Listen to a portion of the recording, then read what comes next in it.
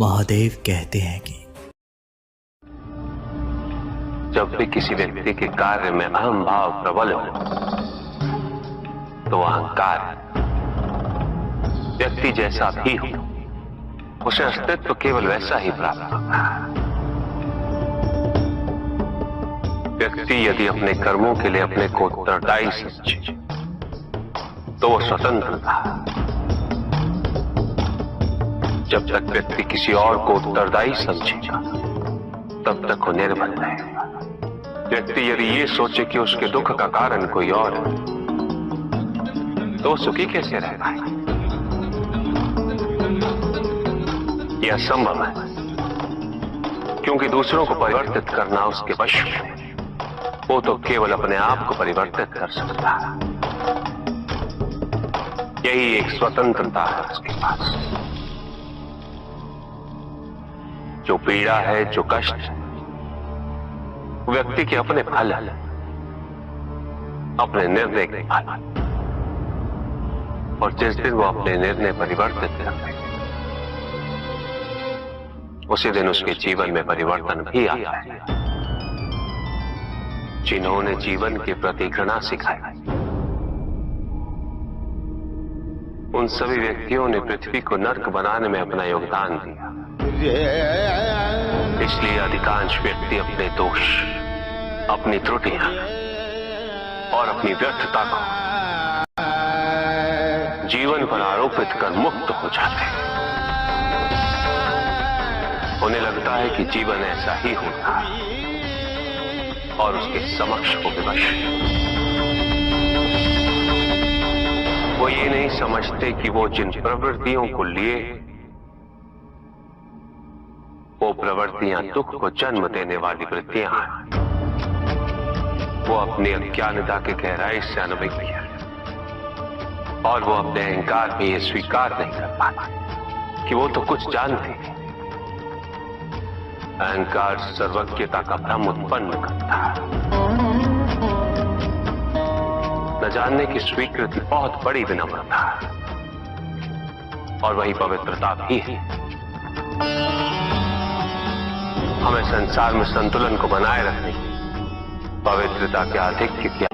व्यक्ति अपने को खो दे समझती है, व्यक्ति अपने को समर्पित कर दे, छोड़ दे अहंकार को तो भ्रम की इच्छा ही पूर्ण होती है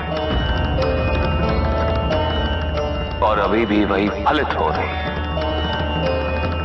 ऐसा नहीं है कि हम उससे भिन्न फलित करा देंगे, लेकिन व्यक्ति भिन्न फलित कराने में लड़ेंगे, टूटेंगे, नष्ट होंगे। एक नदी में एक बार बाढ़ आ गई पुत्र। दो छोटे से तृण उसमें बह रहे थे और उसमें से एक नदी में तिरछा पड़ गया और वो बाढ़ को रोकने का प्रयास कर रहा था। वो अत्यंत ऊंचे स्वर में कह रहा था कि नदी को आगे नहीं बढ़ने देगा। यद्यपि नदी तो बस बढ़ती ही जा रही थी। वो फिर ऊंचे स्वर में यही कह रहा था कि मैं इसे अवश्य रोकूंगा, यद्यपि रोक नहीं पा रहा था। नदी को तो उसके संघर्ष का कुछ भी पता नहीं चल रहा था, किंतु नदी को उसके होने या ना होने से क्या अंतर? उस कण के लिए तो यह अत्यंत महत्वपूर्ण था। उसका जीवन तो संकट में था। वो तो बस बहे जा रहा था। वो जहां भी पहुंचता, किंतु उसे पहुंचना तो संघर्ष करके ही था। किंतु ये बीच का क्षण, ये बीच का काल दुख, पीड़ा, द्वंद्वता का काल है। वहीं दूसरी ओर जो दूसरा तृण था उसने अपने को समर्पित कर दिया। वो तो नदी में सीधा पड़ा हुआ था। नदी के प्रवाह के साथ साथ बहता जा रहा था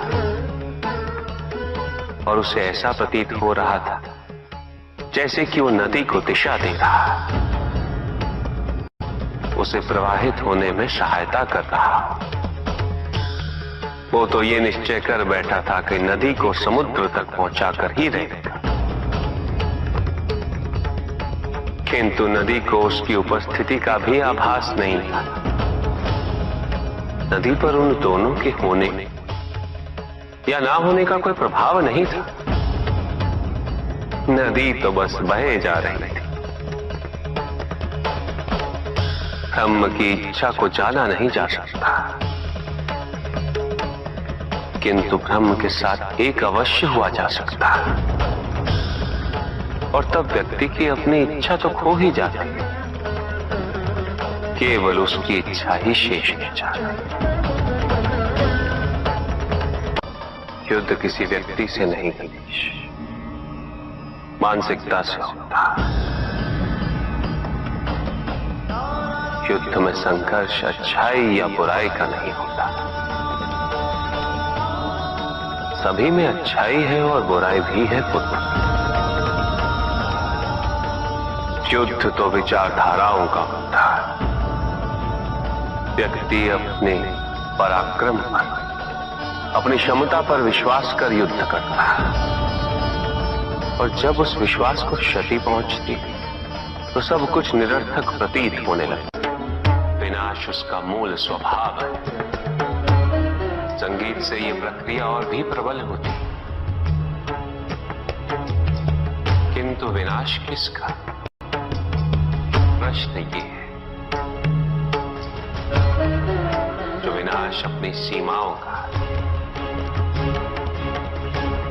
ताकि व्यक्ति अनंतता की ओर अग्रसर हो सके, तो ये विनाश आंतरिक है, और उसमें संगीत सहायक अवश्य होता। किंतु यदि मन संकीर्णता के बाहर ना आ पाए तो विनाश भारी होता, और संगीत इसमें भी सहायक होता। ऊर्जा की अस्थिरता शांति से आती, और स्थिरता के लिए अनिवार्य है शांति। अस्थिरता तो केवल अविश्वास से आती है। ईश्वर सच्चिदानंद है, त्रिकाल बाधित है, निरंतर ज्ञान के प्रकाश से प्रकाशित है, आनंद के सागर है।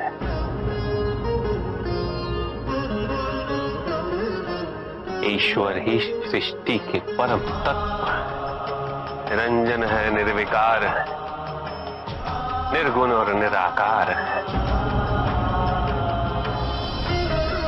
साथ ही सगुण और साकार भी है। और वही संसार के सृजन करता, वही संहार करता भी है। सर्वव्यापी, सर्व अंतर्यामी,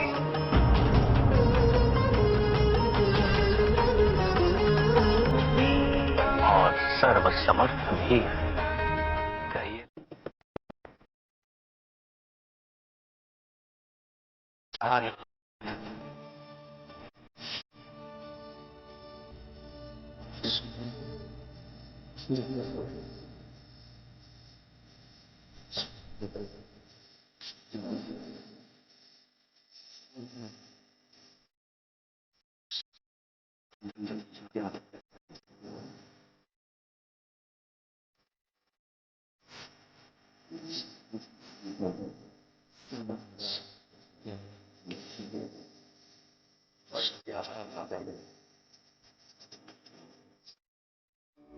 मैं ही तो हर आरंभ का मैं ही